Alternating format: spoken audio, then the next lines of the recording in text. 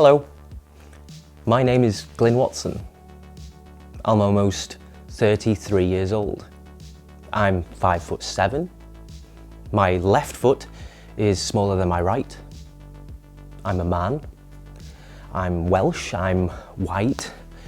I'm what is today considered cisgender. My national insurance number is my bank PIN number is, and my passport number is, my driving license number is. Right now, you know certain information about me, but do you really know me? If you know me or not, I'm sure right now you have already got a first impression of me by the way that I look, what I'm wearing, my voice, my hair, what I'm saying, the way I move, my mannerisms, etc. Because first impressions are important and are powerful. But isn't it sad that sometimes we don't move past our first impressions of someone because, in my experience, at least I have been wrong at least 50% of the time. But again, although you know information about me, do you really know me? Now, some things I omitted. I left out because they are private and shouldn't be shared, while some things I omitted because they are not really that important, like I was born with red hair and I had a bowl cut with a centre parting. There's a lot more to me than outward appearance, and the details I have given you, that isn't the kind of person I am. What makes me tick? What lies beneath the surface? You know, what makes me, me?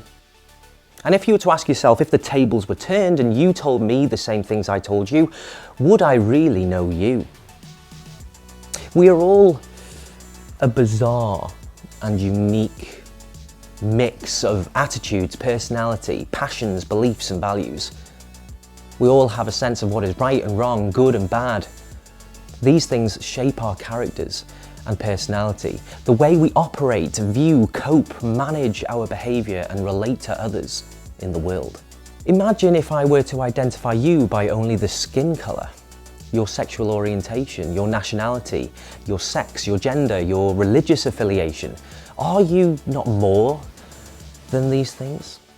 Although these things shape us, I'm sure you wouldn't want to be identified by them alone and stereotyped. But I know that at the moment, and I see this happening more and more, which only seems to divide people, focusing on group identity rather than you as an individual. Identity is more than skin deep, it is who we are in our core being, the kind of person that we are. I can't think of any more confusing time in my life than my time in school. I left high school to go to college in 2004, that's how long it was. And it was tough then, but looking from the outside in, I would say that you, the young people watching this right now, have an even tougher and confusing time these days. Because the goalposts, the categories have changed, shifting all the time, only exasperating, making things harder, frustrating the process of trying to figure out who you are as an individual. As a result of this environment, it affects the way you relate and navigate friendships and other relationships, causing fear, anxiety of offending people. It all seems like you are walking on eggshells. There's also peer pressure to be a certain way, peer pressure to wear certain particular clothes, peer pressure to have the right toys or gadgets, peer pressure to play the right sports or video games, peer pressure to like the right music, peer pressure to say and do what is deemed cool. The list goes on.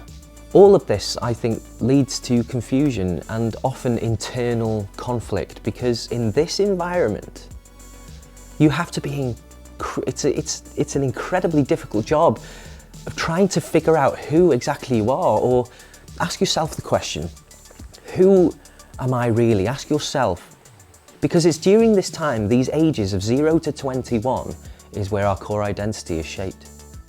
Identity is something we all struggle with. Like going to a clothes shop, trying on everything you like the look of or sound of to see if it fits, and once you find something that fits, you tend to stick with it. A choice is made by experimenting and testing. However, it's a long process and often painful, with a lot of mistakes, potentially a lot of hurt to yourself and potentially others. The goal of figuring out who you are is becoming comfortable in your own skin, figuring out what you believe is important and value about yourself and in community, and no matter what people say about you or to you, that you become secure in who you are. But this, as I've already said, this takes time, so don't rush. I also have to say that although your core identity is often formed to some degree by the age of 21, your identity still changes and molds throughout your entire life. The environment you grow up in and your life experiences affect and have a lasting impact on who you are, informing your core identity. Although there are more, I have chosen 4 things to think about, which I believe you can relate to at your age. Number 1, emotionally. At this age, your emotions are all over the place. Our thoughts about ourselves and others are all over the place. Questions like, where do I fit in? Do I fit in school? My family? Where do I fit in the world? This can cause anxiety and depression. Trying to figure out where you fit in is tiring and difficult. Trying to make sense and understand what is going on within yourself and around you. Now, we do develop coping mechanisms to deal with this, but sometimes we hit walls. You can come to the end of yourself and we find ourselves in a crisis, not knowing who we are. So a question for you, do you have someone who you trust to help you through this time? If you don't, then I encourage you to find someone you trust to talk through this stuff and help support you through it, walk alongside you. It can be a parent or a guardian, whoever looks after you. It could be a coach, a mentor, a pastor, a teacher, a grandparent, auntie or uncle. The second point is role and status. This is when we place all our identity, all that we believe that we are, on a role or a position we have in our friendship groups or community. You know, when we might be the cool kid, the smartest kid, the tallest, the strongest, or the best looking. But the question is, what if that one thing that made you stand out, unique and different and accepted, is taken away from you? Well, that takes you right back to point 1, where your emotions are out of whack, trying to figure out who you are all over again. All your self-worth and esteem was wrapped up in your role and how others viewed you and thought of you over what you thought of yourself. So I encourage you not to base your security or self-worth and esteem and value on what others think. So become secure in yourself. Because the weight of constantly trying to impress and keep up with the trend is infuriating. I know, I've been there. Don't be what others want you to be. Develop your own identity, not the identity people place on you. I know how tough this is. During times like this, with our emotions flying all over the place, because we all long to be accepted, we can all make bad decisions in this time. We can do stupid things. We can experiment with silly things, and we can start alienating and taking it out on those people. Due to our confusion, we can take it out on the people that we love, who care for us. In my experience, I chose to go to college after high school and not go to sixth form. And it was during this time I began to develop my own identity, away from those who had already labelled me. But there was another significant factor to which helped me discover who I was, but more about that later. The third point is transitions. We have seasons in our lives where we transition from one thing to another. We transfer from having different responsibilities, experience, groups, places and emotions.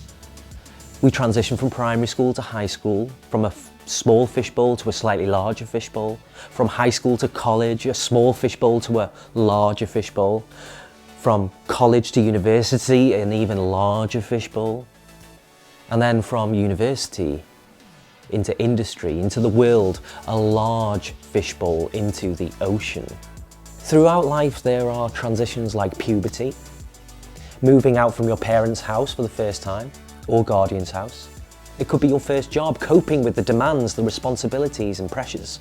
Could be getting married, having kids, and then eventually retiring. Potentially, life throws curveballs, experiences like divorce, or the loss of a parent, a loved one, sickness, or injury, or possibly abuse. These life events challenge our resilience, our grit, and who we are, and everyone responds differently. In reality of these situations, our identity and how we value ourselves and what we think of ourselves come to the surface, which throws us back to the point one where our emotions can be thrown to the wind.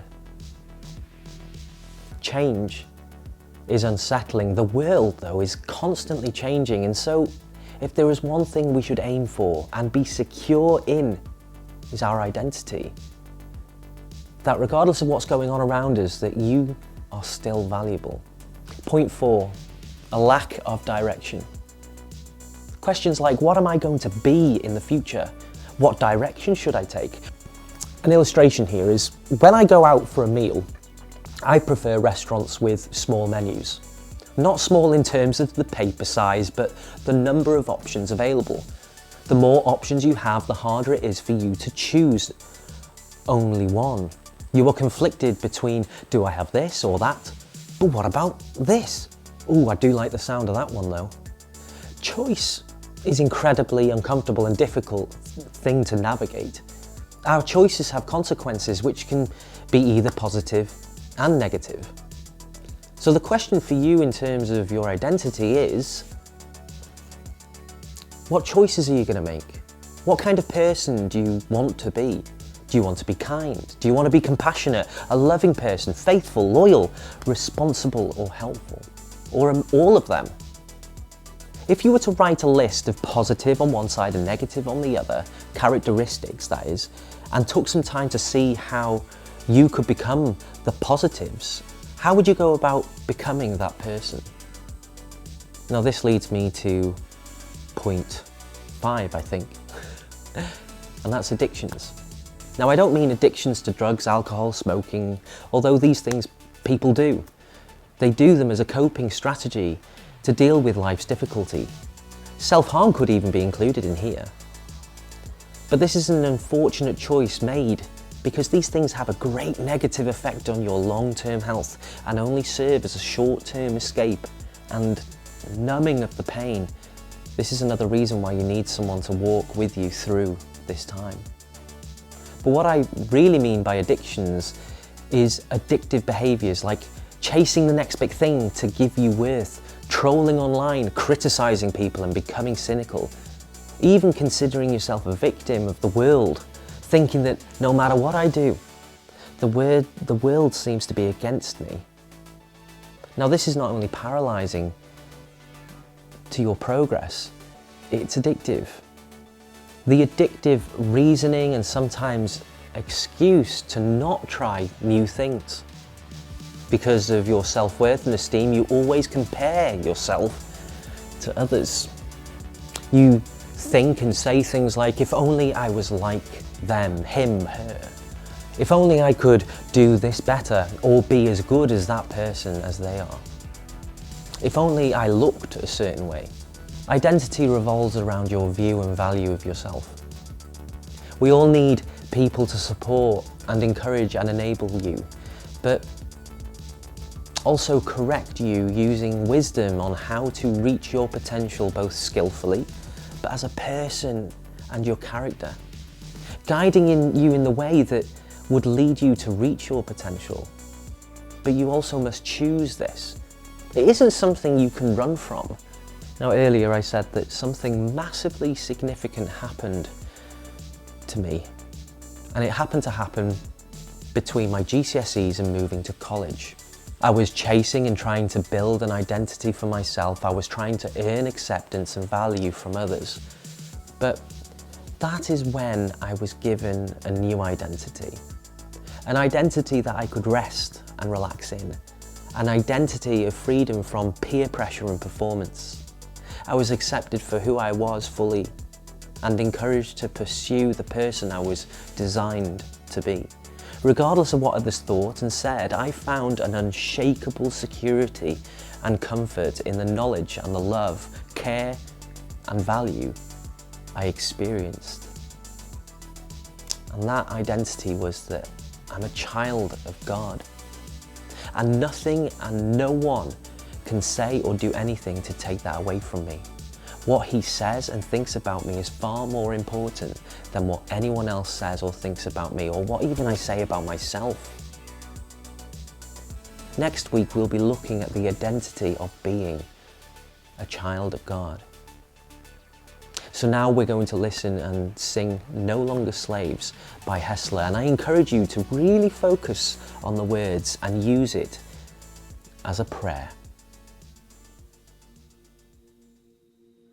You unravel me with a melody. You surround me with a song of deliverance from my enemies, till all my fears are gone. I'm no longer a slave to fear. I am a child of God.